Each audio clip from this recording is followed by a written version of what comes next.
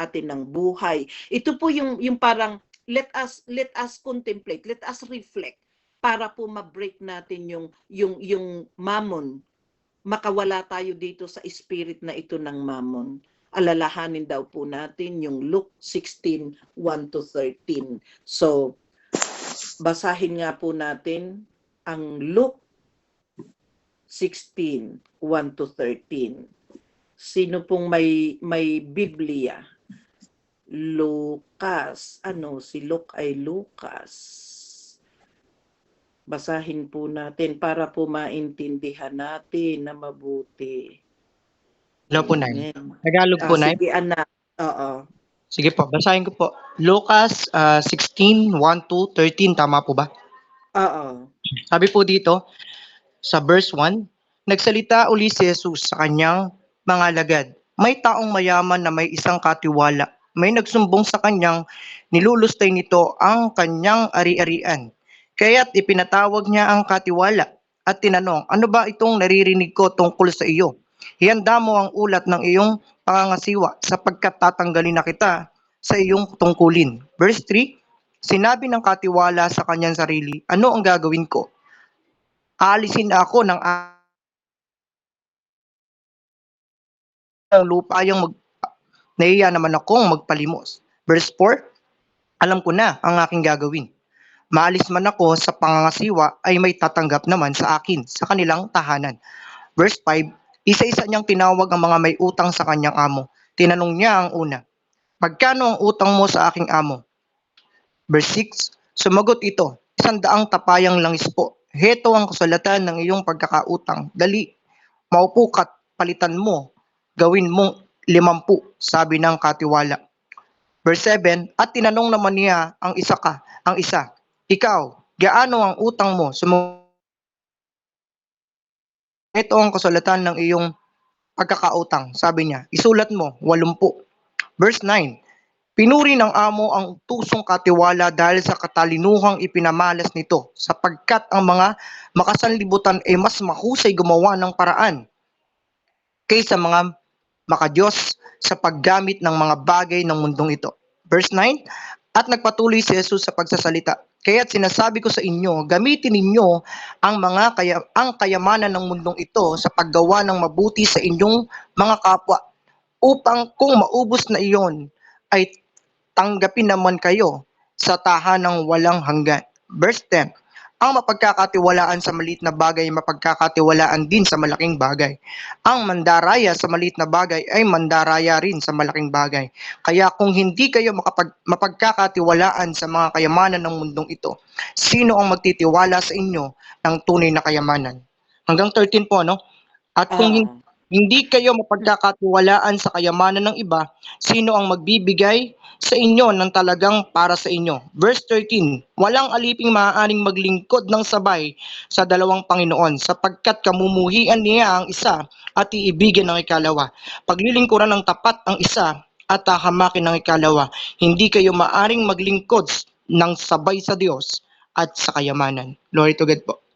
Amen. So yun po yung teksto natin, napakaliwanag mga anak, So ngayon pa lang mag-reflect na tayo kung mayroon pa sa puso natin. Napakaliwanag ng sinabi ni Brother Robert. Tayong mga nagtatrabaho sa abroad, yung mga nanluloko, naalala ko tuloy yung itong 'di ba may pinadala ako ng Malaysian company dito. Yung business partner namin, yung Bahraini mabait, pero sorry to say, yung kanyang katiwala na Indian, maniniwala po ba kayo na mayroon po akong more than 7,000 dinars na hindi po ibinigay sa akin. Iniyak ko po yun kay Lord. Hindi ko sila anong tawag doon, kasi I was advised to go to the court para makuha ko yun. Ang indemnity lang pong ibinigay sa akin, palibhasa nga, I don't have contract because I did not apply for work, dahil this is parang representative po ako ng Malaysian company. Pero iniyak ko po yun ng ng matagal dahil yung pong 7,000 dinars something na yun ngayon po ay ano na po yun halos 1 million na po na mahigit sa peso, depende po sa exchange rate. Pero alam mo po na pinacify ako ni Lord dahil ang ginawa ni Lord, binigyan niya ako ng maraming racket, kabi-kabila, 'di ba? Yung akin pong yung pagiging local producer ko po sa nagfa-facilitate kami ng shooting po ng Formula 1 for ilang taon po ako doon hanggang nung nag-unrest po na nahinto na po ako. At dahil lagi ko pong naiisip, Lord, that is for my children. Lord, pinaghirapan ko yun. Lord, di ba? Pero talagang pinaalis po ng Holy Spirit sa akin. Nag-focus po ako sa kung ano na ibinigay ni Lord hanggang sa po nung namatay na nga ako, di ba? Imagine, 2008 po yung 2 times akong namatay na hindi po talaga ako pinagkulang ni Lord. Ang estudyante ko po ay ilan? 6. Ako pa rin po ang nagpapaaral dun sa apo ko. Montessori po yung 4 at yung 2 po ay college. At alam niyo po ba mga anak, lahat po yun ay full cash sa pag-enroll nila. At mayroon pa po silang tig-isang laptop dun sa yung college yung aking mga anak. Kaya po nakita ko na hindi ko hanggang ngayon po pero pinagpe-pray ko din pa rin po yun, Lord, yung supernatural move mo po na i-touch mo yung business partner namin kasi yung Indian po kasi yung nag-hold ng lahat. Kaya yun po yung akin ng Panginoon sa dito na hindi ko po tinitingnan kung magkano yung nawala sa akin dahil mas marami po yung i-extend na lang ni Lord po yung buhay ko. Kaya alam niyo po ba ang nangyari dun sa India na yun na nag-manipulate sa akin? Yung isa po pinasusundan niya ako sa dun sa driver, nadaganan po nung forklift. Tapos ginamit pa din po ako ng amo ko dahil mayroon po silang recycling business. Ako po pinagpala pa rin ng Panginoon dahil 75% of the top companies po ng Bahrain binigay po sa akin ni Lord. Pero magkano lang po ang binibigay sa akin? Yung sahod ko dun sa Kaling sa product po namin, pinag-isa lang po. Wala po, yes, binigyan ako ng sasakyan, ng bahay, and everything. Pero hindi po ako nagreklamo for 15 years. At maniniwala po kayo na hanggang ngayon, ilang taon na po akong wala sa kanila, yung mga top companies po, sa akin pa rin po tumatawag. So, inire-relate ko po sa kanila. So, makikita po natin yung pagtitiis, pagtitiis na nung ako po ay naoperahan, yes, they shared some, ganun, pero grabe po ang provision ng Panginoon. At kahit po nung ako'y namatay na, sino po yung nagpagamot sa akin? Ang Prime Minister po ng Bahrain. Sino po ako para ipagamot ng Prime Minister? Kaya glory to God po, dahil ang ginagawa ko po after ng shooting ko, inuuna ko po ang Panginoon. Ninanakawan ko man po siya nun, pero yung kabutihan pa rin po na nakita. Kasi nakikita ni Lord yung puso ko, ninanakawan ko man siya, mayroon po kasing false giving na tinatawag, false compassion na tinatawag, mayroon pa din po ako yung pagpapasikat, di ba? Pero, bakit po? Dahil simula po nung ako'y pinabalik dito ng Panginoon, every birthday ko po for 21 years, last November 17, ako po ay fasting. Kinalimutan ko po yung buhay. Kaya, glory to God po. Atin pong balikan at atin pong pagbulay-bulayan ang Luke 16, 1-13 po. Dahil nakasulat po doon, 'di ba, yung pinagkatiwalaan ng amo na manloko dahil gusto niya na manggulang, pero hindi man po tayo lahat na gulangan. Like Brother Joel, isa pa rin siya po na OFW na talagang inano din siya ng amo. Alam ko po na hindi lang ako, hindi lang si Brother Joel, tayong mga OFW po na nakaranas nito. Kaya sige po, tayo po ay alalahanin po natin, balikan po natin yung ating dating buhay. Dahil kung ngayon po, dun sa mga bago po na mananampalataya, kung kayo po ay may struggles, lahat po tayo ay may kanya-kanyang pinagdadaanan, pero narinig po ninyo yung mga nasabi ko na kung paano malalaman na mayroon tayong spirit of mammon. Lahat po tayo ay walang itsapwera dito. At narinig din po ninyo yung binasa po ni Brother Robert. At atin po itong sama-sama po na i-renounce po natin. Sige, hallelujah Lord. Maraming salamat, Panginoon ko, sa paalaala mo. Ngayong Kapaskuhan, Panginoon ko, lahat kami nagdi-desire na kami ay magkaroon ng extra. Hindi man, Lord, marami, because we wanted to be a channel of blessings. We wanted to give, Lord. Napakarami pong nangangailangan, but Lord, it is not up to us. Hindi man maabot ng aming sahod, hindi man, Lord, maabot ng mga nakabudget namin na kami ay makapagbigay sa marami. But Lord, in every way, gagamitin mo kami na maging channel of blessing, Panginoon ko, according to your riches in heaven, Panginoon ko. Gagamitin mo, Lord, si anak Abraham, Sister Honey, Sister Bell, Sister Crisel, Sister Kat, Sister Christina, Sister Joanne, Sister Mer, Sister Gina, Brother Mark, Sister Cornelia, Sister Eve, si Brother Anton, Sister Neresa, Lord, Brother Mary Ann, Sister Melda, Sister Janice Lizel, Sister Love, si Brother Joel, Lord, si Brother Robert, at Sister Annalisa, Pastora Mary Lou, Lord, Sister Richelle, Brother Roland, Sister Rosie, mayroon pong nakakanji, sino man po ito, Lord, gagamitin mo po kaming lahat, Panginoon ko, Lord. Hindi mo po ipagdadamot sa amin, Lord, yung blessing upang kami rin, Lord, ay makapag-bless ng gusto mo na i-bless namin. Lord, kung may nakikita ka po sa amin, Lord, na mayroon pa kaming spirit of mammon, Panginoon ko, kung kami ay nagwo-worry, kung kami laging nakafocus sa pera, kung kami, Lord, ay greed, kami ay sakim, kami, Lord, ay galit, matigas yung puso namin, hindi kami makapagbigay, dahil ang iniisip namin, Lord, ay uunahin muna namin ang aming mga sarili. Lord, nakikita mo po ang mga puso namin ngayon. At amin pong isinusurrender sa iyo, Lord. We ask you, Holy Spirit, cleanse to us right now in the mighty name of Jesus. Lord, linisin mo kami.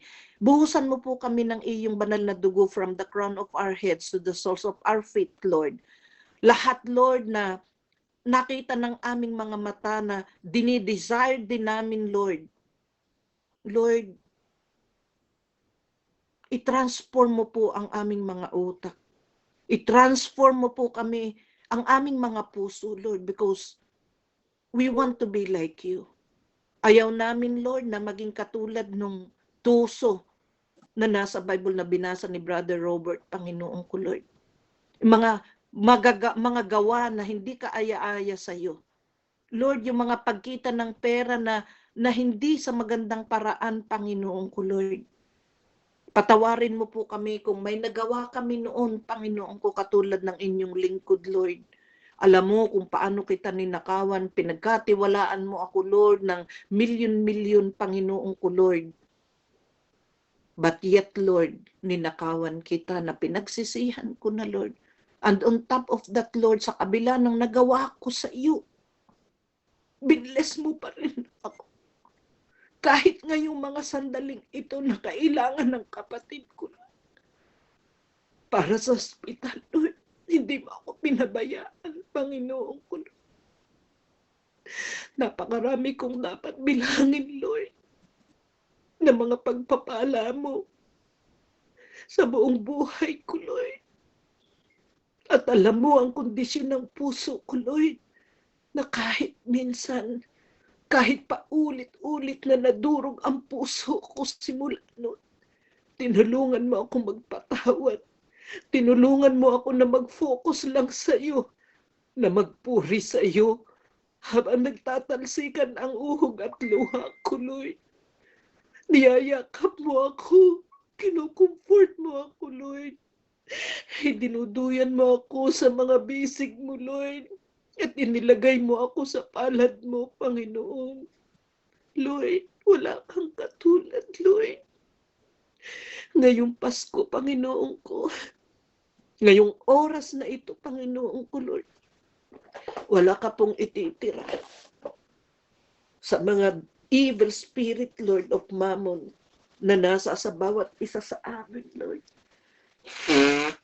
Gagawin mo kaming malinis ngayong mga sandaling ito, Lord.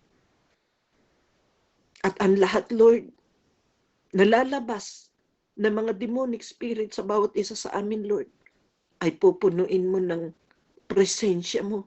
Pupunuin mo ng dugo mo na siyang dumadaloy sa aming mga ugat. Dahil, Lord, your DNA is our DNA. Patawad sa mga inggit. Kung nainggit kami, Lord, sa aming kapitbahay, sa aming kapwa.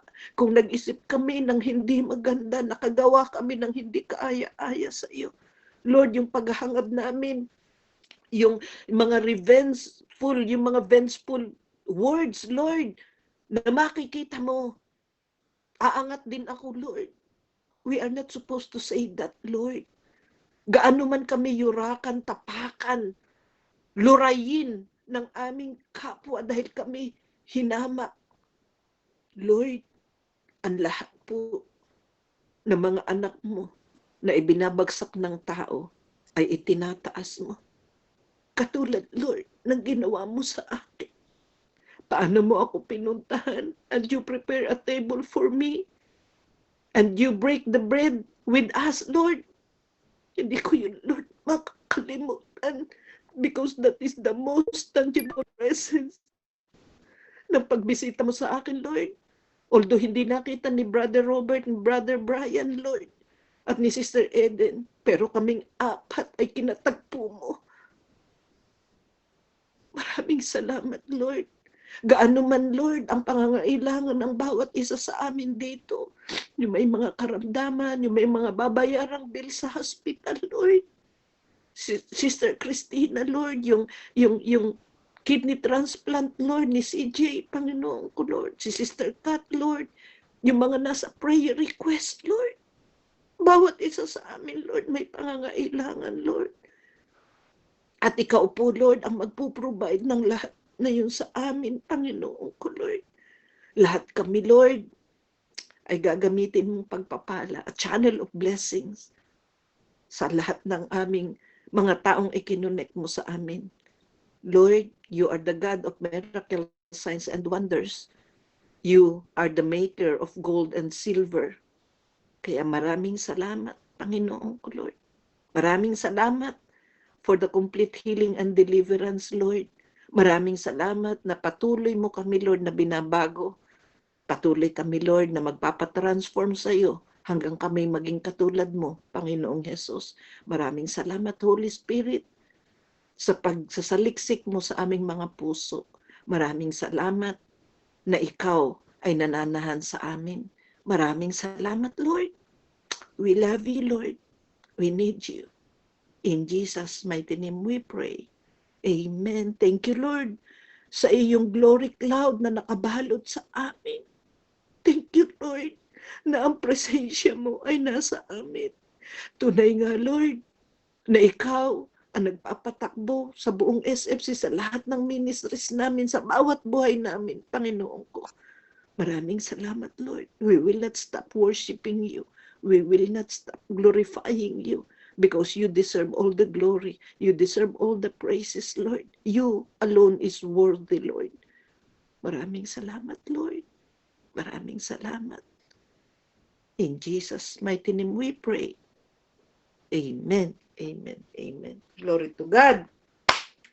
Wow. What a beautiful morning. Hallelujah, Lord. Amen. Glory to God, no? Glory to God. Salamat po, naibigan, no?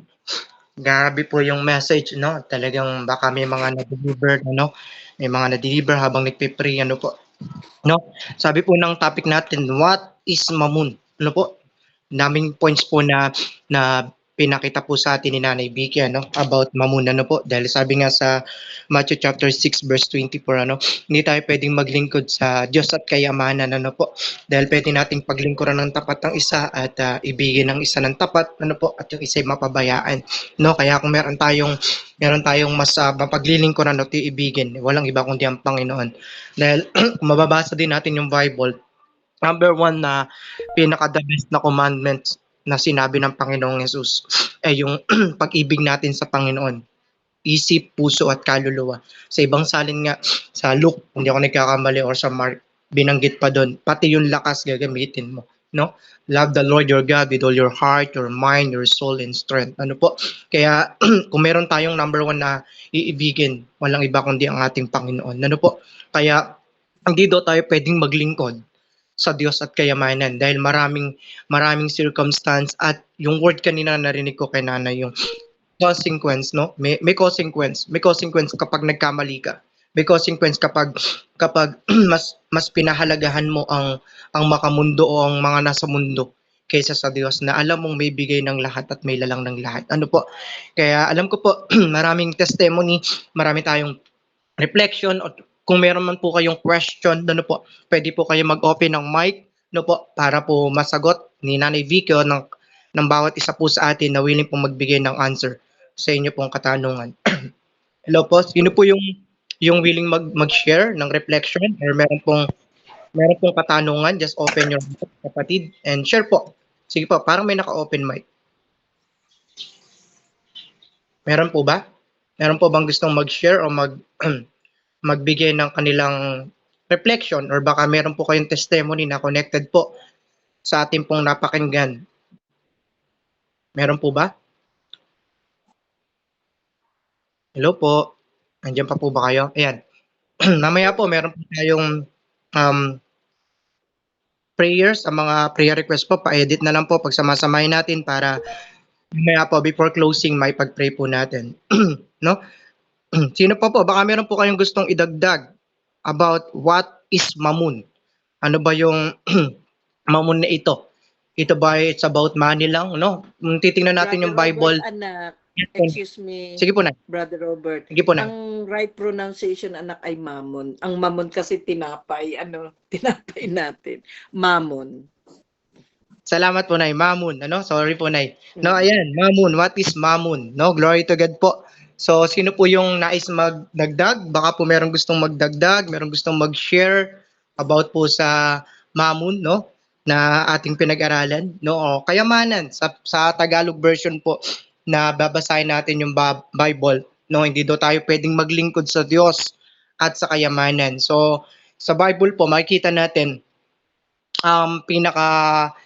pinakita is kayamanan. Pero yun lang po yung example. Pero ayon po sa ating pagkakaintindi, o kung mas pagaanin natin yung interpretation noon, ay kung ano yung mas pinagpupukusan mo ng bagay, hindi lang it's about money, no po. Kung ano yung mas napagpupukusan mo ng higit sa Diyos, yun yung nagiging Diyos-Diyosan mo. No po, minsan naituro ko din to kasi nababasa natin lagi yung mga ribultong kahoy, ribultong gawa sa tao, ribultong gawa sa hayop. Ito yung nagiging thinking nila kapag pagsamba sa Diyos-Diyosan. Tunay pong Diyos-Diyosan, hindi lang po it's about ribulto, hindi lang po it's about money. Ito po kung alin yung mas pinopokusan mo ng higit sa Diyos, yan ay Diyos-Diyosan mo. Kapatid, sino po yung willing mag-share? Kaya nga hindi tayo pwedeng maglingkod ng sabay. No po, kailangan po number one ang Lord. Meron po ba? O masyado tayong tinamaan sa message? O na-deliver tayo?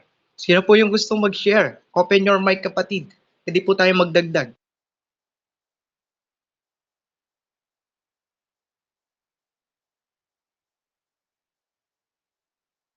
Ay, parang wala, anak. Wala siguro silang naintindihan sa ko sinabi.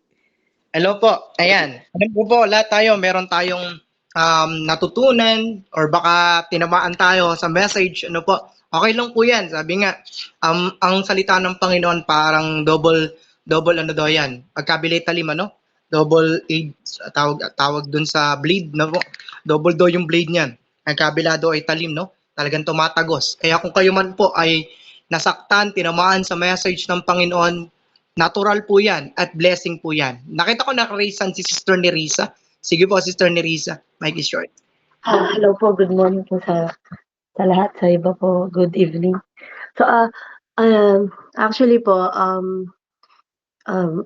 sa devotion ko po, minsan, nung, paano po ba? Dito po kasi sa Singapore, lahat nagtaasan yung mga renta ng bahay. Lahat po nagtaasan, lalo na po yung renta ng bahay. Tapos po, dati po kami may kasama sa bahay, tapos lumipat po sila kasi 'pag nahuli po kasi kami na 7 kasi po bawat room dalawang tao lang dapat. So sa family po namin 4 na kami. So lumipat po sila. Since October wala po kaming nagrerenta. So nakakuha po kami ng isa pero January pa. Tapos sa lahat po ng parang, tawag dun, okey naman po yung yung as housewife po, housewife lang po ako ta's yung asawa ko yung nagwo-work. Okey naman po yung namin, yung finances. Pero yung, anong tawag dun, ang dami po kasing lumalabas na marami kaming babayarin sa Pilipinas kasi, ah, for matagal na po kami dito pero wala pa kaming mga bahay po, parang gano'n. Talagang sariling bahay. Though may mga ibang, anong tawag dun po, yung parang investment, parang gano'n. Pero marami pa po kaming babayarin. So, nag-a-ask po ako kay God, bakit lahat palabas? Kasi nagbigay ng opportunity na mag-ano ng baboy ng ta's namatay po yung mga baboy. So, ang laki po nung, bawas nun. Tapos yun nga, since October po wala kaming sa renta. Yung wala kaming kasama sa bahay. Yung pong tinaas po nung dating bayarin namin, dati half-half po kami sa bahay, ta's ngayon full po, ta's nagtaas ng 3 times yung pong renta. Pagkatapos po, ta's ngayon aalis yung meron po kaming, tawag dun, hindi naman po kami masyadong kumikita dun pero parang hindi pa siya anong tawag dun, meron po kaming binili sa Pilipinas na for investment na hindi pa po siya talaga nababawi. Tapos aalis na naman po yung mga so lahat po ng pera palabas. Ta's yung, school po ng anak ko, um naging childcare. So from parang sobrang mahal po kasi dito talaga yung school ng bata. Hindi siya family oriented po itong na 'to, bansa na 'to kapag hindi ka 'pag foreigner ka po, kahit maging PR ka, ta's mahirap po maging PR dito. So, yung anak ko po ngayon ini-stop muna na mag-aaral dapat ng January. January po kasi to November yung school po nila. Babayaran po lahat yan every month, 12 months kahit na yung parang wala ng pasok ng December tapos may mga wala pong yung mga gano'n. So, marami pong babayaran ta's naging childcare siya. So, ah, paano ba, triple 3 times to 6 times po. So, kung aanuhin po natin, co-compute po natin, ang laki siya compared sa Pilipinas. Pero dahil nandito kami, so ini-stop po muna namin siya, namin. So, parang, nagtatanong lang po ako kay God kung bakit, ang daming gastusin, ang daming kailangan ko po bang umuwi? Kasi nga po, housewife po ako. So ngayon, ta's nandito yung mga anak ko. Talaga po lahat po ng mga kasama din namin sa church at sa lahat ng mga Pilipino, umaalis na ng bansa. Nagkakaroon ng opportunity sa ibang bansa kasi, libre yung mga tuition fees, sa health po dito 'pag nagkasakit ka, minsan kalahating milyon or something kung hindi ka po insured minsan, yung mga gano'n. So, isang araw lang 40,000 na yung bill, 80,000 mga gano'n po. So, hindi sa biyaya lang po talaga ng Diyos kaya kami nandito. And, yun nga po nagtatanong kay God kung kailangan ko ba bang umuwi na, pero ayaw po ng asawa ko kasi nga, kumuha kami ng master's bedroom, parang gano'n. So, parang, minsan tinatanong ko kay God kung kailangan. Pero, we believe na, anong tawag dun, yung nandito po kami may purpose siya, parang gano'n. So, yun po, tsaka pinag-pray ko po dati. Pero yun nga, hindi rin po ako makahanap ng work kasi dependent pass ako. unless mag-apply po ako ng ibang ano. Kaya lang po, basta marami pong ano kasi pag kumuha ka ng katulong, babayaran mo yon, magbabayad ka rin sa government, tapos kailangan ng isang room, basta mahal din po. So parang yung sahod ko mapupunta lang din dun sa katulong. So marami pong ganun. So I think yung na-realize ko rin po dito sa teaching po, salamat po sa teaching po ni Sis Victoria na baka napupunta na po doon sa question na ano na yung question ko about those. Marami po akong concerns about ano, tas uuwi ng Pilipinas. Syempre pag umuwi po ng Pilipinas, magastos. No? So hindi po ang tawag doon yung pero mostly yun po yung question ko before kay God, bakit lahat palabas, and then nanaginip din po ako na nakatayo, naglalakad ako kasama ng asawa ko, tas a snake pumasok siya sa ano ko. So sometimes it means yung snake hindi negative, tas parang sometimes it's about marriage na masisira or money, but I think it's warning po siya, pero yun nga po yun. So yung devotion ko po kung kay God ko minsan yung questions ko minsan tumatagal kasi nga ang dami kong questions sa kanya, including po when it comes to bakit ano, though we believe na, my husband believe po na baka medyo tinaasan yung sahod kasi nga pine-prepare po kami dito sa mangyayari na maraming palabas na ano. So binabaan na po namin ng binabaan yung renta na to the point na lugi na po kami ng konti, pero mas lugi ngayon na wala. So namimili rin po kasi kami ng kasama kasi nga mahirap na may kasama ka sa bahay, and pag nalaman nila na born again at nagbo-Bible study po every Friday ng gabi, hindi nila kinukuha, hindi po sila nag-aano. So pero part naman po 'yon ng ano, so mas okay po 'yun na taos-puso yung tao na magre-rent na maari po siyang ma-invite sa Bible study.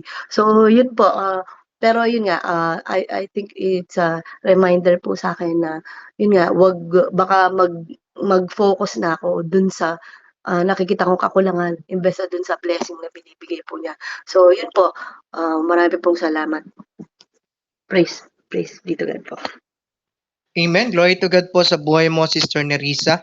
Naibiki, baka meron ka pong gustong i-share regarding po sa question. Parang may question siya kanina, ano?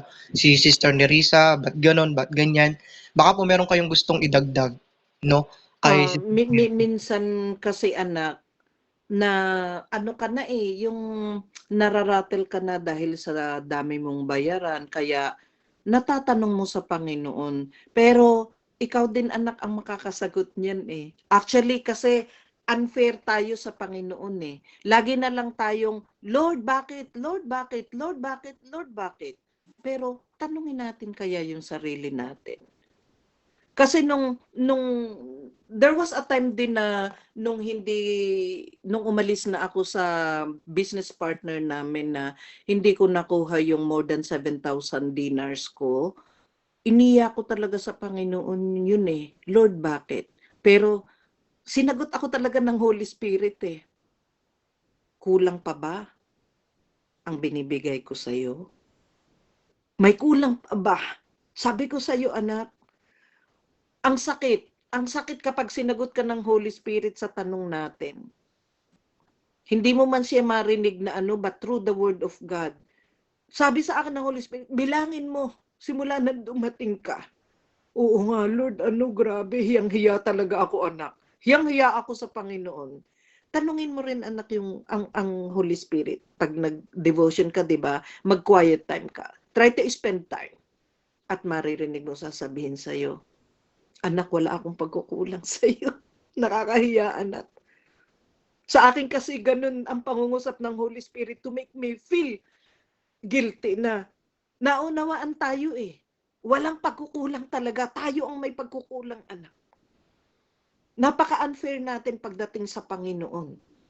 But at this point in time na pinarealize niya sa atin ito, tayo naman ang makinig sa sagot niya. Yun lang, anak, ang pwede kong sabihin dahil hindi ka nag-iisa Lahat tayong mga nasa abroad. Hindi man nasa abroad. Lagi tayo ang may pagkukulang, mga kapatid. Dahil kahit kailan, hindi man lang natin inalintana ang mararamdaman ng Panginoon. Lahat binigay sa atin eh. Hindi nagkulang ang ating Panginoon. Tayo ang may pagkukulang. Yun lang, anak.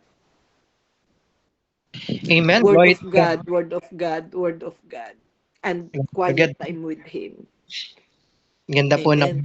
ganda po ng sinabi ni Nanay Vicky, ano. Minsan talaga minsan hindi yung pagtatanong na bakit ganito ang nangyayari. Lalo na pag nagpe-pray ka, hindi laging hindi ka mo sinasabing masamang magtanong dahil even si Job nagtanong na bakit nangyayari sa kanya yung mga pagsubok. Hindi po masama yun, hindi po mali yun. Pero minsan ang maganda pong message, ang maganda po kay Lord, ang maganda pong prayer, Lord, ano po ba yung dapat kong gawin? No, hindi yung, Lord, bakit to nangyayari? Bakit ganun? Bakit ganun? Bakit ganun? Nagsiserve naman ako, nagli-lead naman ako, nagpapagamit naman ako, naglilingkod naman ako sa mga tao, sa mga ganito. Minsan hindi ganun pala. Minsan ang mas magandang tanong pala, Lord, ano pa po ba yung dapat kong gawin? Then, one day, magugulat ka, merong something na gagawin ng Panginoon. Kaya alam ko po, no, may meaning yung napanaginipan ni Sister Nerissa. May pinapakita ang Lord po sa inyo na sabi nga ni Nanay Vicky na kayo po mismo yung nakakaalam ng magiging sagot dahil kayo po yung mismong nakaka-experience ng mga bagay na ito. And then yun, more soaking, more prayer, more devotion, more silent, no, and more makinig, no, yung makinig talaga. Dahil pag narinig mo talaga yung tinig ng Lord, magugulat na lang po kayo yung test trials na pinagdaraanan nyo ngayon, ite-testify nyo na lang to glorify the name of the Lord. Po. So salamat po Sister Nerissa at sa bawat isa. Meron pa po bang gustong magdagdag, mag-share, magtanong, po, magbahagi mga kapatid ng kanilang testimony or reflection regarding po sa topic natin for today? Sige po, open your mic po. Siguro pabasa muna ako ng comments section. Ayan, wait lang po magbabasa tayo.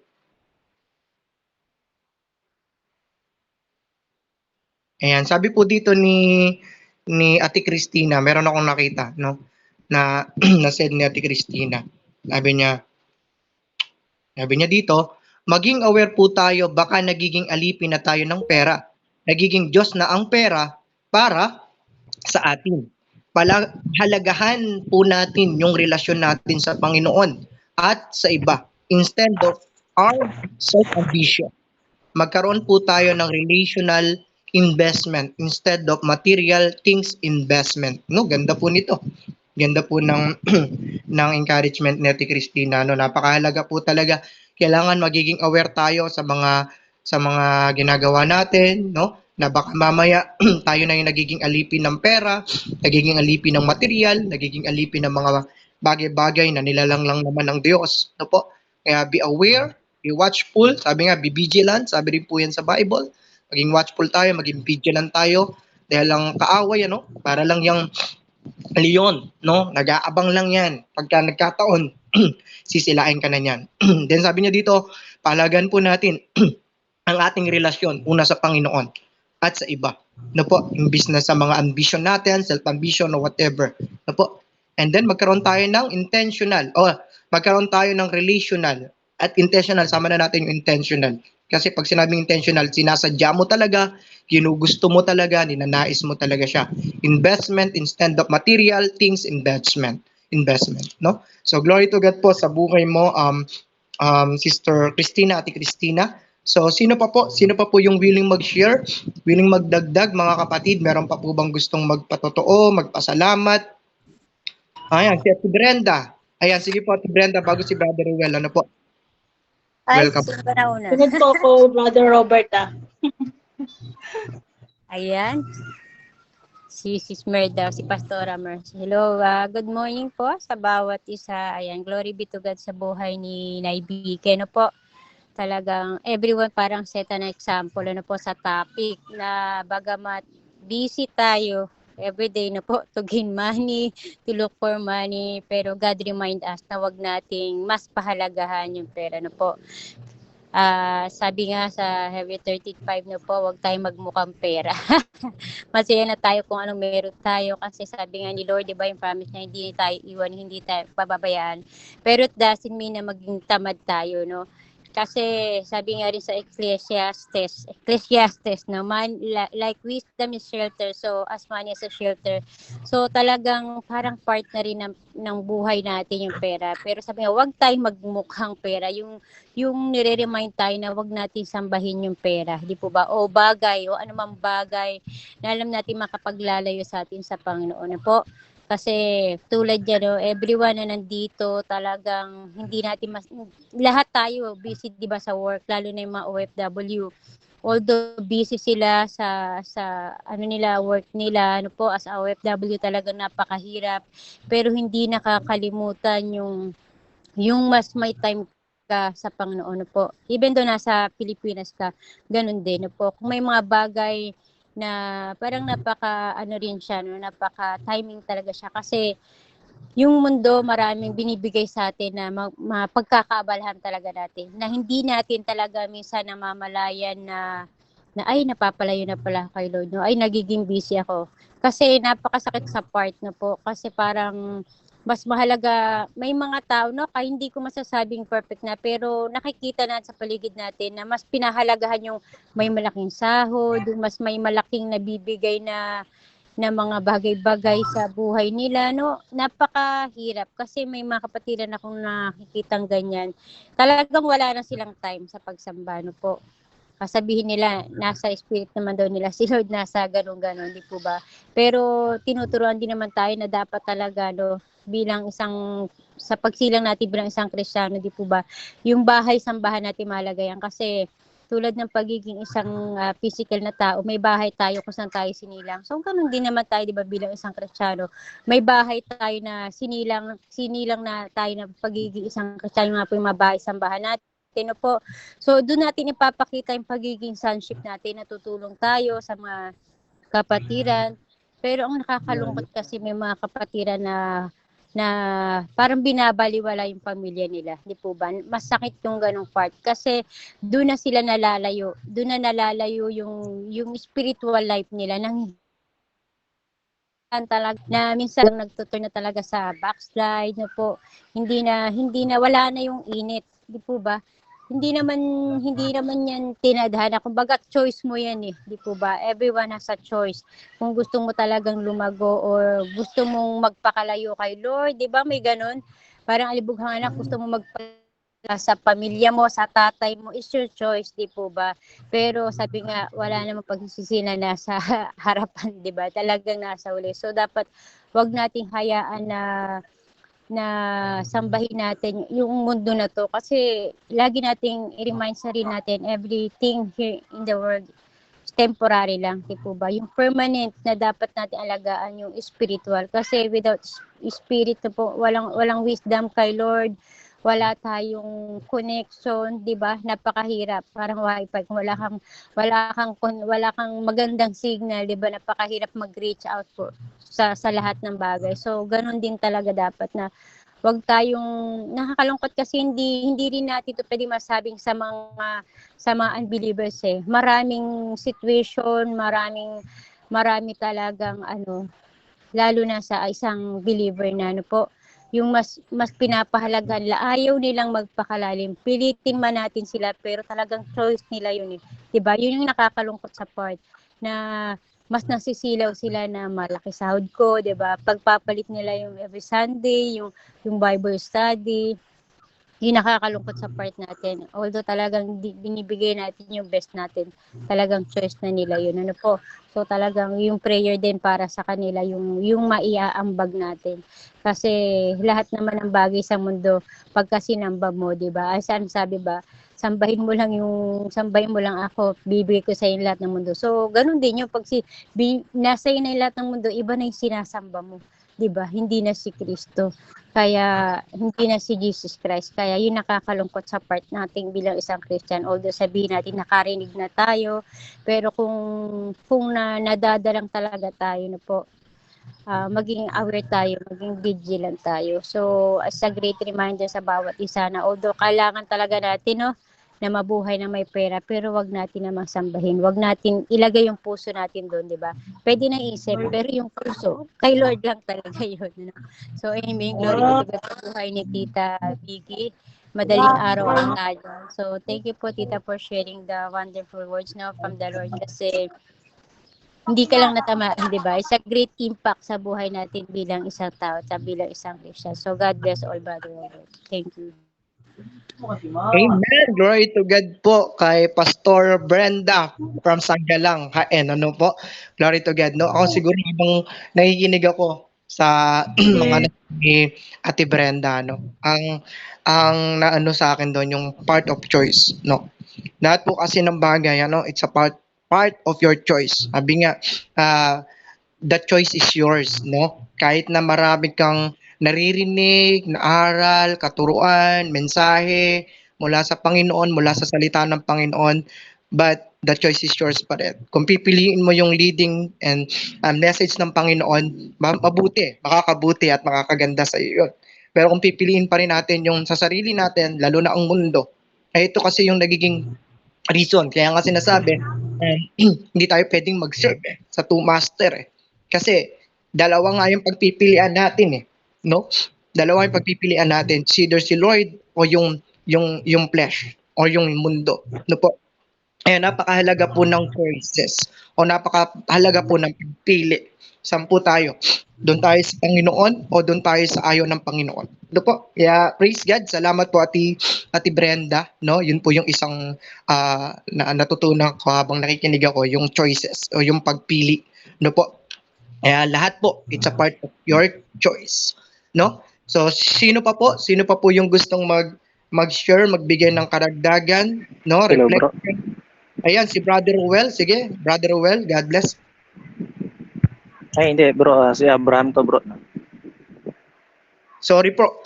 Kanina kasi si Brother Ruel nakarisan. Sige, Brother Abraham, ikaw po muna. God bless, bro. Ayun. Ngayon ko lang nakita sa messenger, natuwa ako. Ngayon ko lang nakita sa messenger yung raise hand. Ayun, no? Glory to God po, mami, no, sa reminder. Actually, it's a reminder, no, para sa ating lahat. And ayun, buti na lang talaga, Brother Robert, wala akong pera, no? Hindi ako magiging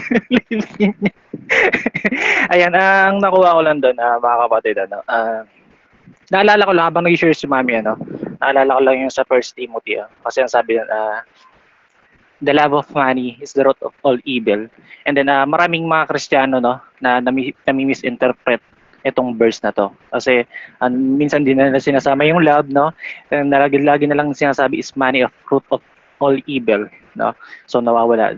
Sabi pala doon, ang pagmamahal sa salapi ang nag-uugat ng lahat ng uri ng kasamaan. Alam mo ba, Brother Robert, yung love na tinutukoy doon sa 1 Timothy is agape, no? Pwede pala nating mahalin, no? Yung kayamanan or salapi ng higit pa sa Diyos, unconditional, no? Ganun pala yung ka-powerful ang kung mali ang motibo ng puso natin, ganun ang magiging pasusukli natin, no? Mas mamahalin pa pala natin yung Diyos, mas mali yung motibo natin na sa pag-accept lahat ng mga blessings, no? Pag mali yung motibo natin, ganun yung magiging approach natin. Mas makakalimutan natin mahalin si Lord, no? Magpo-focus na lang tayo sa kung ano yung ibinigay sa akin, no? Yung mga ganun. And reminder din to sa akin, no? Sa ating lahat na always, no? Ayun nga, tama nga yung sinabi ni Brother Robert, no? Always na piliin natin, no? Yung minamahal natin, no? Kaya ang sinasabi ng Bible na mas mamahalin pa, kaya pala nating mahalin yung kayamanan or salapi ng higit sa Diyos. Kaya ayun, Brother Robert, basta yan, praying lang, no? Once na may mga natatanggap tayong blessings, no? Always check your motives, no? Kasi lagi si Lord nakatingin sa motibo, no? Kasi hindi naman ibibigay ni Lord kung mali ang motibo natin, no? Marami tayong pinagpipray na hindi ibinibigay ni Lord kasi hindi tama yung motibo natin. Kasi baka pag binigay ni Lord yun, magiging mayabang ka. Kaya ang ginagawa ni Lord, inaayos niya yung puso natin, no? Kaya minsan yung prayer natin medyo nadidelay ng konti. Kasi meron siyang minamolds heart natin, no? Kaya laging titignan ni Lord yung motive ng puso natin at kung paano nga ba natin gagamitin yung mga blessings na yun para ma-glorify natin si Lord. So, yun lang bro, ang gusto ko lang i-share. And glory to God po, Mami Vicky. Ayun. Amen. Glory to God sa buhay mo, Brother Abraham. Kung kay Ate Brenda is choice, kay Brother Abraham, habang nakikinig tayo, yung motive po ng ating mga hinihiling sa Panginoon. Madaling sabihin na malinis yung layunin mo, pero hindi ka makakatakas sa Panginoon. Dahil God knows your heart, God knows your mind, no? Sabi ng Psalms 139, nasasaliksik ko ang puso mo, nalalaman ko yung ginagawa mo. Nakikita ng Lord yung ginagawa natin. Even nga sa Revelation chapter 2, kung paano sinabi ng Diyos yung kanyang nalalaman sa mga taga-Efeso. Even sa atin, kunin natin yung principle doon, sa ating lahat. Alam ni Lord yung pagpapagal mo, alam ni Lord yung sacrifice mo, alam ni Lord yung ginagawa mo, alam ni Lord yung pagsasaliksik mo, alam ni Lord yung pagsaserve mo, dahil wala tayong matatago sa Lord. Pero alam din ni Lord yung motive mo. Kaya kung yung motibo mo is negative, kapatid, huwag ka mag-expect na marireceive mo. Dahil si James din mismo, alam ko, nasa James chapter, hindi ko matandaan ko ng chapter, pero si James din mismo, sinabi niya, hindi nyo matanggap ang inyong mga hinihiling dahil hindi maganda yung inyong layunin. Meron doon sinabi si James. No? Kaya hindi natin natatanggap yung ating mga hinihingi sa Diyos dahil meron tayong wrong motive. Kaya napakahalaga ng motibo sa ating paghiling sa Panginoon. No? Kaya glory to God, Brother Abraham, motive, Sister Brenda, choice is yours. No? Ayan, sino pa kaya? Sino pa kaya yung magdadagdag? Sino pa po yung willing mag-share, mga kapatid? Sino pa po yung willing mag-testify? No? Si Brother Ruel daw, anak, gustong magsalita. Ayan, Brother Ruel, sige po. God bless, bro. Speaking sa bawat good morning po sa bawat isa, no. Actually talagang ginigising tayo. Umagang kay ganda. Charot. Ayun, good morning po sa bawat isa. Ni-remind tayo ng Panginoon, no? Ni-remind tayo ng Lord na kung ano yung pinagkakaabalahan mo dito sa lupa. Kung wala nang Panginoon sa buhay mo, that's idolatry. Yung pag-i-scroll mo sa cellphone, yung wala ka nang spend time kay Lord, that's idolatry. Kung ano yung pinagkakaabalahan mo dito sa lupa, no, kung wala na si Lord sa buhay mo, that's idolatry. God is a jealous God. Siya ay jealous. Maging kontento tayo. Maging kontento tayo na meron tayong Kristo sa puso. Diba nga nung time na sobrang na-bless po ako, sobrang nakaka-bless talaga yung book ni Pablo, ni Pablo. Sobrang nakaka-bless kasi pinakita niya na meron siyang Kristo na doon ay kontento na siya. 'Di ba? Napakahirap ng kanyang pinagdadaanan, either 'di ba, kahit na sobrang hirap ng pinagdaanan ni Pablo, pero natapos niya yung race na may kagalakan sa puso. Kasi meron siyang kontento, meron siyang kakontentuhan na meron siyang Jesus sa puso. Ayun yung pinaka-importante po sa buhay po natin. Na maging kontento tayo sa ibinigay ng Panginoon sa atin. Kasi baka ito yung gawin ng kaaway. Baka ito yung maging instrumento ng kaaway para ikaw ay mapalayo sa Panginoon. Baka ito yung gawing baka dito ka masakmal ng kaaway sa ginagawa mo dito, kung ano yung pinagkakaabalahan mo dito sa lupa. Kailangan mag-focus tayo sa Panginoon. 'Di ba sabi nga po doon, busy ka sa ministry, pero wala ka ng spend time o wala ka ng time para sa Panginoon. 'Di ba? Na busy ka sa ministry pero wala na yung bunga ng Espiritu Santo sa buhay mo. Busy ka sa mga busy ka sa mga ministry pero hindi ka na pumupunta sa kung ano yung dalawa lang kayo ng Panginoon. Kung ano yung dalawa lang kayo ni Lord. Na ayun po, nire-remind tayo ng Panginoon na gumising ng maaga para kay Lord. Na gumising na magkaroon tayo ng oras sa ating Panginoon. Yan. Yan lang po, God bless po. Amen. Glory to God sa buhay mo, Brother Ruel, no? So yun, kay Brother Ruel naman makikita natin yung ano po, no? Without God, no? Without God, we are nothing. Sabi yan ng John chapter 15, verse 5, no? Dahil lahat naman, it's all about Jesus. Naalala ko lang yung preaching natin last Sunday, ano? It's all about Jesus. It's all about Jesus. Lahat ay dahil kay God, dahil kay Jesus, no? Dahil sa Holy Spirit. Dahil alam natin, no? Wala ang Diyos, wala ang Holy Spirit, wala ang relationship natin sa Lord. Sabi, even si Solomon na matalino, all is vanity. Bakit sinulat ni Solomon ang lahat ay walang kabuluhan? Dahil si Solomon mismo, naranasan niya lahat ng bagay. Si Solomon mismo, sa lumang tipan, natikman niya lahat ng bagay. Siya nga ang pinaka maraming napangasawa or something na naranasan. But dumating sa point ng buhay niya, sinabi niya, lahat ay walang kabuluhan. Bakit niya sinabi? Pag wala ang Diyos sa buhay ng isang tao, walang kabuluhan ng lahat ng bagay. Dahil isang matalino, mismo at mayaman na meron ng lahat. Sinabi yun.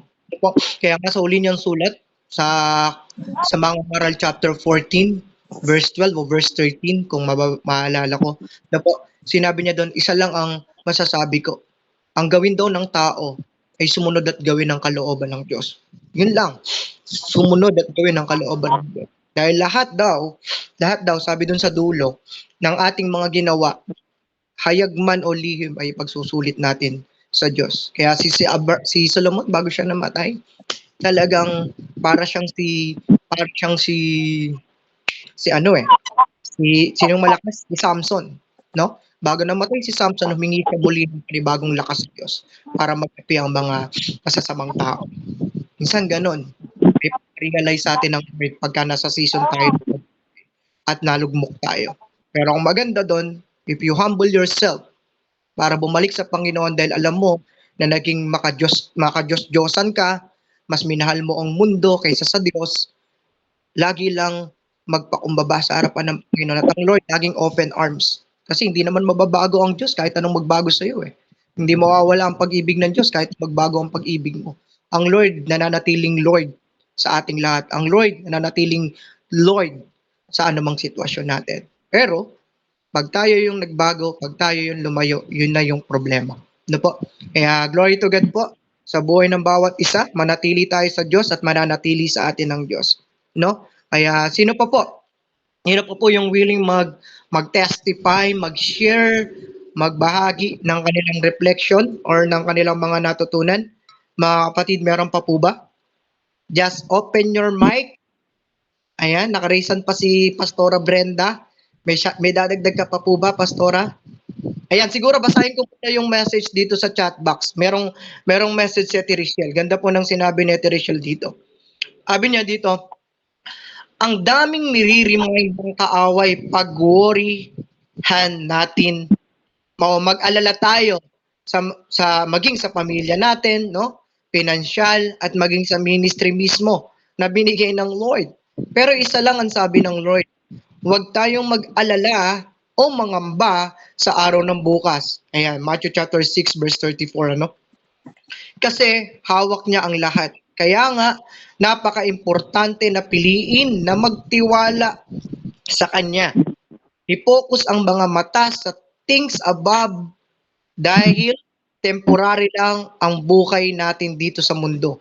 Tayo ay citizenship of heaven. Let's put our hope in Jesus. Then we will have His peace. Yun, glory to God. No? Sabi ko nga, it's all about Jesus. It's all about Jesus. Lahat no? Ang pag-asa natin ng Diyos, ang pag-ibig natin ay Diyos, no? Ang pananampalataya natin ay mula sa Diyos, lahat ay sa Diyos nagmumula. Kaya, sino pa po? Glory to God. Thank you so much, Ate Richelle, sa inyo pong message. Ano po? So, meron pa po bang gustong magdagdag, magbigay ng kanilang mga karagdagan to motivate, to encourage us, no po, to share your testimony or reflection sa ating pinag-aralan sa umagang ito. No, muli, thank you so much, Nay Vicky, sa pagpaalala po.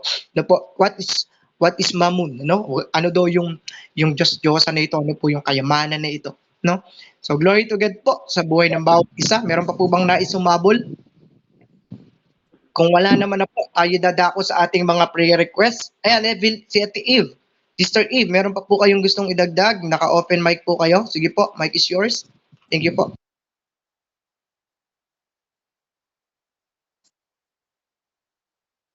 Hello po. Ayan. May share po kayo, Sis Eve? Naka-open mic po kayo? Or accident? Sige po.